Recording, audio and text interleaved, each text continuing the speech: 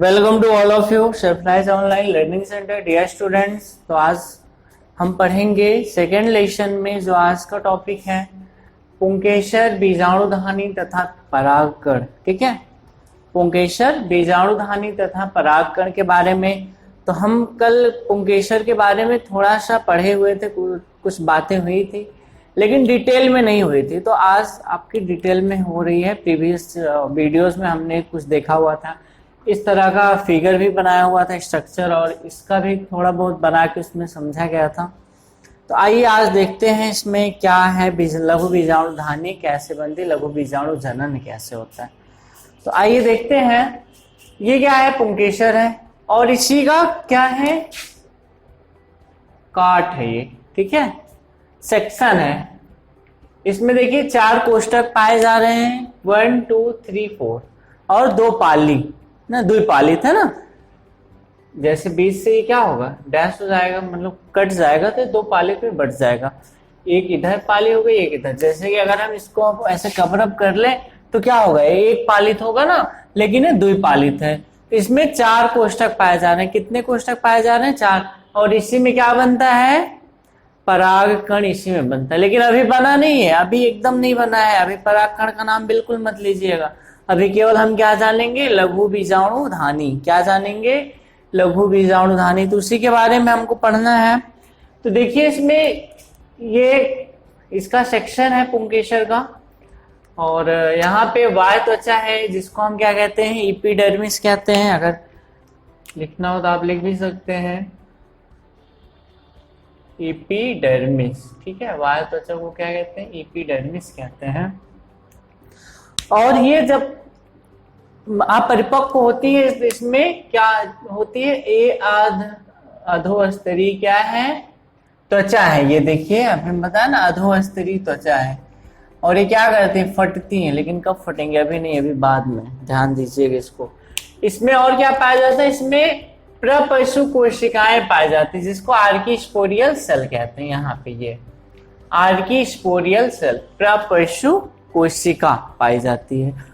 इसका काम क्या होता है, हाँ, ये कोशिका होती है, और यहाँ पे एक तरह से जब कई सारी कोशिकाएं होती है तो ऊतक बनता है। और ये क्या होती है, फूल जाती हैं आपस में। ठीक है, फूला हुआ भाग रहता है इनका। ठीक, जब ये फूल जाती हैं तो इसमें क्या होता है, इसमें जो सेल्स होती हैं वो डिवीजन करती हैं। कौन सा डिवीजन करती हैं, समसूत्री विभाजन यहाँ पे होता है। ठीक है, जैसे मान लीजिए प्रपशु कोशिका है इसमें, उसमें क्या होगा, समसूत्री विभाजन होता है। क्या होता है, ध्यान से देखिएगा, समसूत्री विभाजन। समसूत्री विभाजन के बाद क्या बनेगा इसमें, समसूत्री विभाजन के बाद वैसे समसूत्री विभाजन में क्या होता है, जो गुणसूत्र होते हैं दोनों में बराबर होंगे। सपोज दैट अगर आपका, हम मनुष्य की बात करें तो 46 गुणसूत्र होते हैं ना, मान लीजिए 46 हैं।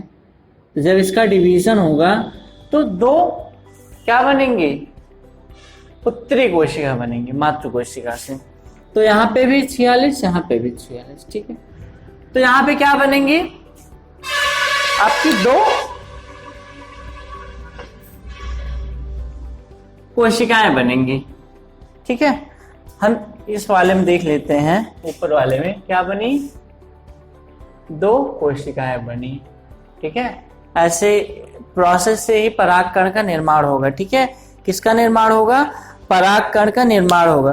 तो प्रत्येक बीजाणुधानी के अंदर क्या पाया जा रहा है, यहाँ पे ऊतक पाया जाता है। क्या पाया जाता है, ऊतक पाया जाता है। और जो अधोस्तरीय ये है त्वचा है, अधोस्तरीय कोशिका जो होती है, ये क्या होती है, फूल जाती है ना, स्वैलन हो जाता है।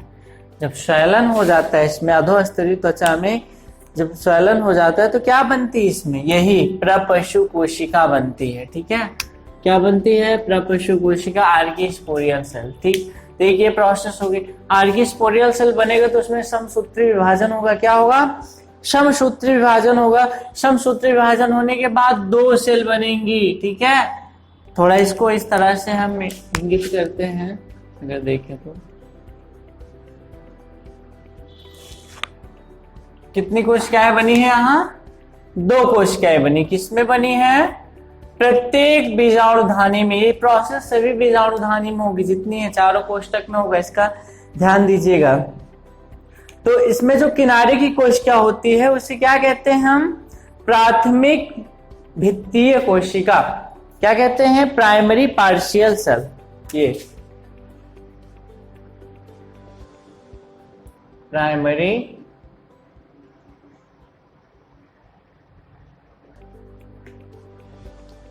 पार्शियल सेल, प्रथम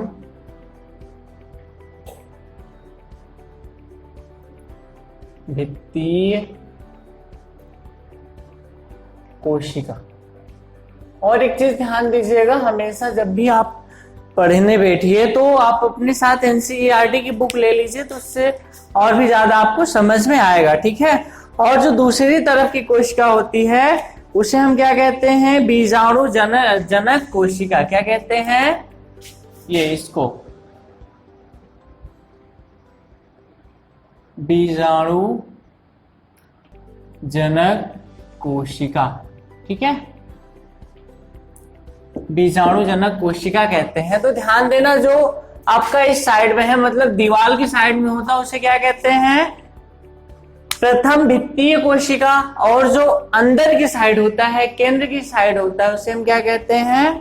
बीजाणु जनक कोशिका, ठीक है। तो अब जो ये कोशिका है प्रथम भित्तीय कोशिका, ये अल्टरनेट एकदम क्या कहते हैं उसको? डिवाइडेशन होगा, इसमें विभाजन होगा। कॉन्टिन्यूअसली क्या होगा? इसमें डिवीजन होगा। कॉन्टिन्यूअसली जब डिवीजन होगा तो कोशिका की संख्या बढ़ेगी ना, कोशिका की संख्या बढ़ेगी तो इसमें अस्तर का निर्माण होगा, लेयर का निर्माण होगा, कई सारी लेयर्स बनेंगी, ठीक है। और जब कई सारी लेयर्स बनेंगी तो ये क्या होगा? बीच में आ जाएगा, ठीक है। ये जो बीजाणु जनक कोशिका है ये कहाँ आ जाएगी? बीच में आ जाएगी, ठीक है। आइए देखते हैं, ये इसका हम यहाँ पे पार्ट दिखा रहे हैं आपको। यहाँ पे देखिए, ये सबसे बाहरी कोशिका, सॉरी सबसे बाहरी परत कौन सी बनी? किसकी वजह से? प्राइमरी पार्शियल सेल की वजह से, ठीक है। ये प्रथम भित्तीय कोशिका की वजह से इसमें लगातार क्या होगा? डिवीजन होगा। डिवीजन होगा तो क्या बनेंगे? अस्तर बनेंगे, लेयर बनेंगी। तो सबसे बाहरी लेयर कौन सा होगा? बाह्य त्वचा। बाह्य त्वचा तो यहाँ भी उपस्थित है, ठीक। उसके बाद है अंतस्थीशियम। अंतस्थीशियम जो है वो मतलब कि फर्स्ट उसकी लेयर है, किसके द्वारा बनेगी? प्रथम भित्तीय कोशिका के द्वारा जो फर्स्ट लेयर आपकी बनेगी वो क्या होगी? अंतस्थीशियम या इंडोथीशियम। क्या कहेंगे उसको? इंडोथीशियम। यहां पे हम लिख दे रहे हैं इंडोथीशियम, ठीक है। और थर्ड लेयर कौन सी बनेगी? मध्यस्थ, जिसको हम कहते हैं मिडिल लेयर, ठीक। और फिर कंटिन्यूअसली डिवीजन होगा। लास्ट का जो बनेगा टैपिटम होगा। यहाँ पे देखिए टैपिटम, ये ब्लू कलर से आपको दिख रहा होगा ना, ये टैपिटम है। टैपिटम के बाद ये आपकी कौन सी है? बीजाणु जनक कोशिका यहाँ पे आ गई। कहाँ? बीच में। ये तो एक किनारे का हम केवल बनाया है ना, लेकिन ये चारों तरफ से बनेगी। ये इसी में, इसमें जो लेयर की संख्या है वो क्या होगी? अंदर की साइड में ऐसे बढ़ जाएगी, ठीक है, ठीक। बढ़ती हुई, जैसे जैसे डिवीजन होगा वैसे वैसे उसकी जो लेयर होगी वो बढ़ती हुई चली जाएगी। तो ये क्या हो गया? ये आपका क्या बना यहाँ पे? ये तो बीच में आ गया और इसकी लेयर्स बन गई। कितनी लेयर्स बनी? 4 लेयर्स बनी। 4 लेयर्स की अगर हम बात करें तो यहाँ पे देखिए,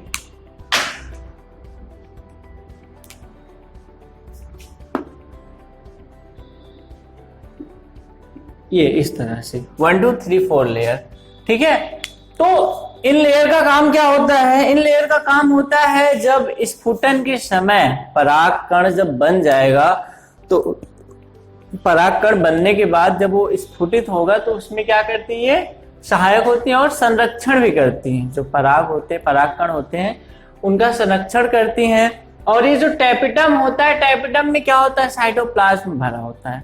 ये क्या करती हैं, जो ये होता है आपका बीजाणुजनक कोशिका, जब इनसे परागकण बनता है तो उनको क्या कहती है, पोषण देती है। क्या करती हैं, पोषण। हालांकि अभी परागकण बना नहीं, अभी बनने की प्रोसेस में है।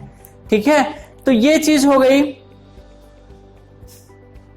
हाँ, परागकणों को क्या देती, टेपिटम जो है वो पोषण देती, लेकिन अभी नहीं देगी। कब देगी, जब यहाँ पे परागकण बन जाएंगे तभी ये क्या करेगी, पोषण देगी। ठीक है, आगे चलते हैं हम, नेक्स्ट देखते हैं। जो हमारी एक कोशिका बच रही उसमें क्या होगा, उसमें फिर से डिवीजन होगा। क्या होगा, डिवीजन होगा। कौन सा डिवीजन होगा, अर्धसूत्री विभाजन होगा। क्या होगा, अर्धसूत्री विभाजन होगा। ठीक है,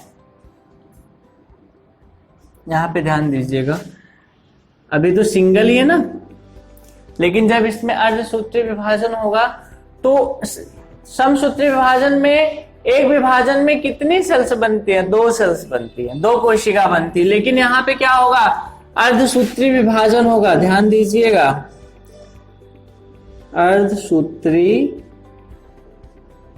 विभाजन।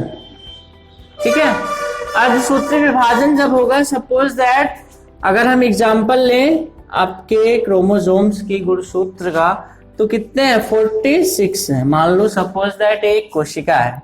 ठीक है, तो ये क्या होगी, डिवाइड होगी। डिवाइड होगी, इसमें क्या बनेगा, हाँ बोलिए भाई, 23 और 23। ठीक है, आधा आधा। अर्धसूत्री विभाजन में क्या होता है, जो गुणसूत्र होते हैं आधे हो जाते हैं। अर्धसूत्री विभाजन 2 चरणों में पूरा होता है। ठीक है, प्रथम चरण क्या हुआ, इसमें क्या हुई, जो मातृ कोशिका थी उससे 2 जनक कोशिकाएं बनी, लेकिन फिर इनमें डिवीजन होगा। और जब दोबारा डिवीजन होगा, सेकेंड अवस्था अर्धसूत्री विभाजन की, तो वहां पे सेकेंड अवस्था में समसूत्री विभाजन होता है। और उसमें जो ये 23 है, 23 यहाँ है, 23 यहाँ, ये आधी नहीं होंगी। ये ध्यान दीजिएगा, ये आधी नहीं होंगी और यहाँ भी नहीं आधी होंगी। ठीक है, तो कितनी सेल्स मिली आपको, 4 कोशिकाएं यहाँ बनी ना। कितनी बन गई, 4। इसको मिटा दे रहे हैं। ठीक है, अर्धसूत्री विभाजन अगर ना जानते हो तो इसको समझ लीजिए, क्योंकि आप में से बहुत से लोग ऐसे होंगे, बहुत से बच्चे ऐसे होंगे जो नहीं जान रहे होंगे, फिर से जान लीजिए। और यहाँ हम समसूत्री की भी बात कर देते हैं, समसूत्री विभाजन और अर्धसूत्री विभाजन। सपोज दैट यहाँ पे भी एक ह्यूमन में कितने क्रोमोसोम होते हैं, 46, और इनका समसूत्री विभाजन होना है तो क्या होगा, 2 ही सेल बनेंगे, लेकिन कितने, बराबर बराबर। इनमें गुणसूत्र जो है आधा नहीं होगा, तो यहाँ पे 2 सेल्स बनी, यहाँ पे 4, यहाँ 2 सेल्स में बराबर ही है, लेकिन यहाँ जो 4 सेल्स बनी वो 2 अवस्थाओं से होकर गुजरी, 2 स्टेज में। ठीक है, तो पहला स्टेज जो था ये क्या था, गुणसूत्र आधा हो गया, लेकिन दूसरे स्टेज में गुणसूत्र आधा नहीं होगा।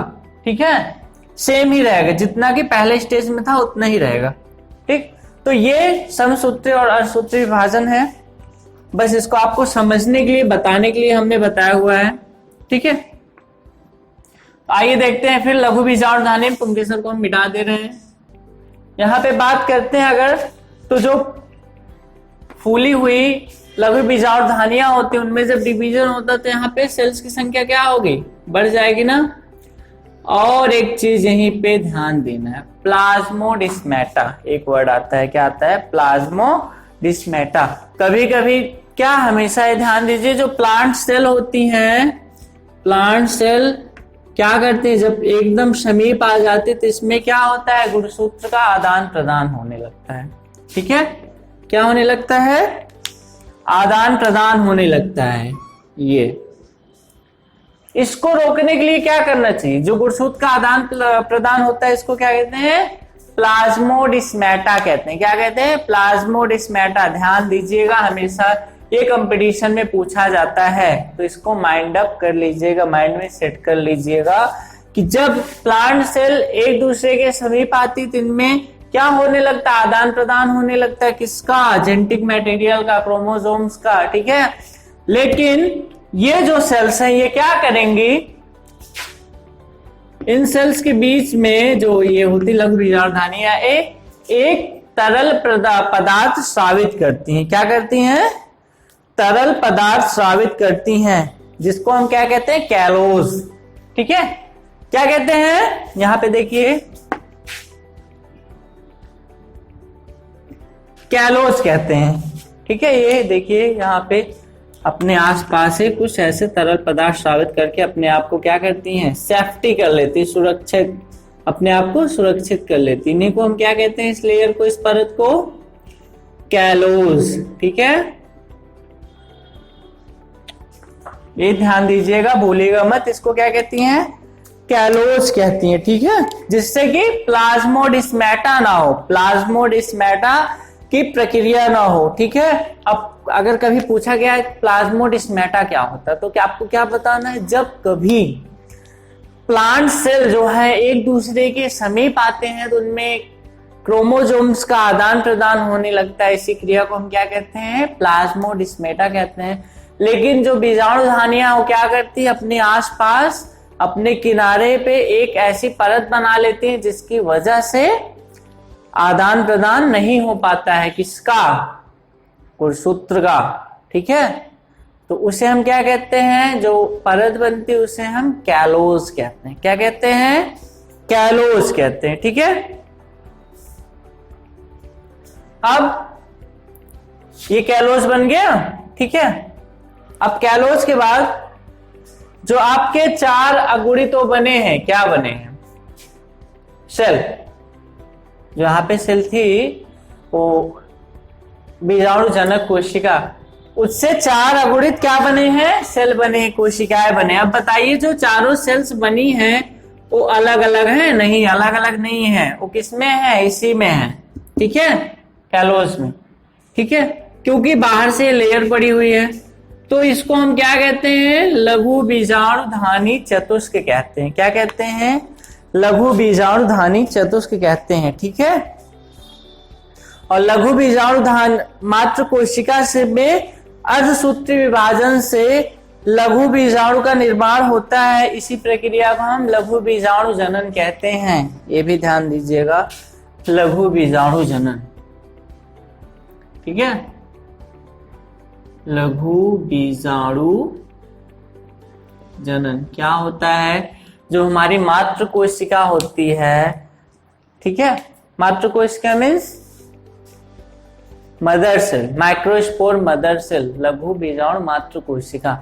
मातृ कोशिका में अर्धसूत्री विभाजन होता है और उसी विभाजन के फलस्वरूप यहाँ पे 4 कोशिकाएं मिलती हैं, 4 लघु बीजाणु धानियां मिलती हैं।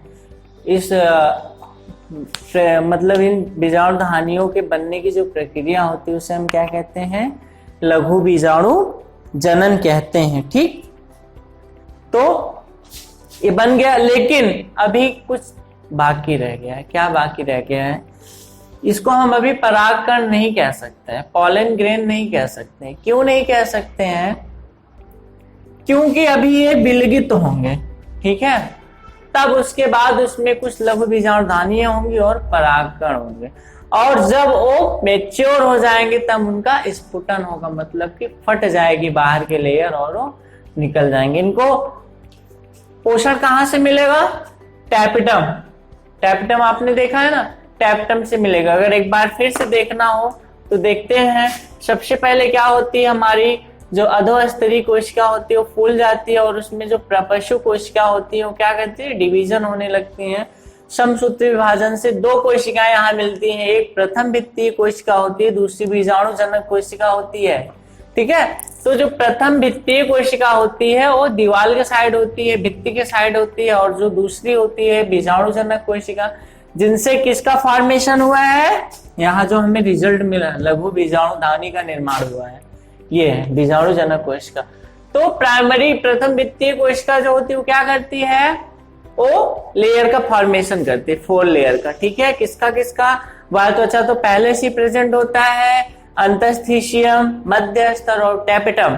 मध्य स्तर, अंतस्थीशियम और बाह्य त्वचा अगर बात की जाती है, सभी संरक्षण करते हैं किसका? जब परागकण बनता है ना, पहले घर बनेगा तभी तो उसमें भाई नया जीव आएगा। तो सेम वही प्रोसेस है यहाँ पे भी, पहले सब कुछ सेटअप करके तब उसके बाद परागकण का फॉर्मेशन होता है। जो टेपिडम होता है वो क्या करता है, पोषण देता है। उसके बाद ये जो बीजाणुजनक कोशिका ये क्या करती है, डिवाइड होती है। डिवाइड होने के बाद उसमें क्या होता है, ये जो प्लाज्मोडेस्माटा होता है उसके लिए वो क्या करती है, कैलोस का फॉर्मेशन करती है। उसके बाद ये चतुष्क बीजाणुधानियां बनाती हैं और ये विलगित हो जाते हैं। विलगित होने के बाद परागकण और लघु बीजाणुधानियां बनती हैं। ठीक, तो ये जो टॉपिक था ये आपका पूर्ण होता है।